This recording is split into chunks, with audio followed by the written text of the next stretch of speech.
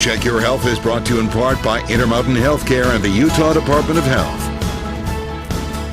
When someone you love is diagnosed with Alzheimer's, the first thought many of us have is, how can I help? Well, we have the Alzheimer's Association Executive Director Ronnie Daniel here and Maurice Wells, whose wife had Alzheimer's. And let me ask the first question here. What do you do when you first get that diagnosis? I mean, for one thing, I'm sure it's overwhelming and devastating.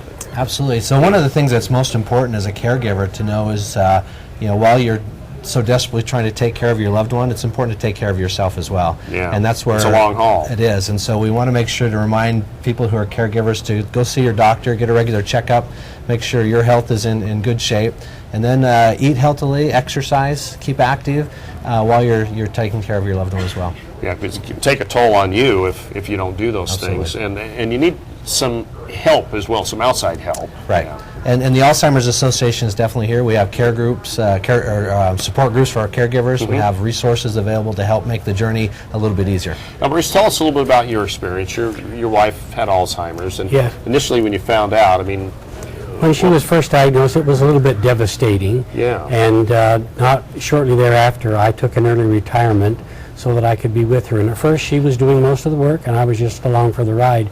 But as time went on, she was doing less and less, and I was doing more and more until the roles were reversed. And it's like watching your grandkids go. If you see them every day, you don't realize they're getting taller.